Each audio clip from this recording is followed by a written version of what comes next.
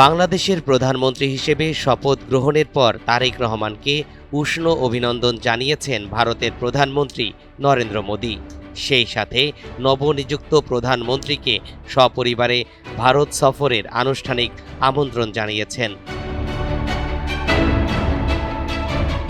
17 ফেব্রুয়ারি মঙ্গলবার পাঠানো চিঠিতে ভারতের প্রধানমন্ত্রী এ বার্তা জানান। দেশটির লোকসভার স্পিকার ওম বিড়লা তারেক রহমানের নেতৃত্বাধীন সরকারের শপথ গ্রহণ অনুষ্ঠানে অংশ নিতে এসে এই চিঠি তুলে দেন। অভিনন্দন বার্তায় মোদি দুই প্রতিবেশী দেশের দীর্ঘদিনের ঐতিহাসিক সম্পর্কের কথা উল্লেখ করে বলেন, এ সম্পর্ক আরও গভীর ও বহুমাত্রিক সহযোগিতায় নতুন উচ্চতায় নিয়ে যাওয়ার এখনই উপযুক্ত সময়।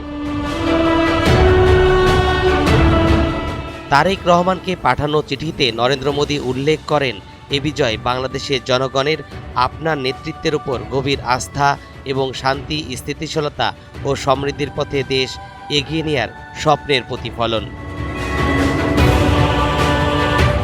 চিঠিতে মোদি কানেক্টিভিটি, বাণিজ্য, প্রযুক্তি, শিক্ষা, জ্বালানি, স্বাস্থ্য এবং সাংস্কৃতিক বিনিময়ের মতো বহুমুখী ক্ষেত্রে একসঙ্গে কাজ করার আগ্রহ প্রকাশ করেন। নরেন্দ্র মোদির এই আমন্ত্রণকে নতুন সরকারের প্রতি ভারতের ইতিবাচক কূটনৈতিক বার্তা হিসেবে দেখছেন বিশ্লেষকরা। তরিকুল ইসলাম, NTV অনলাইন।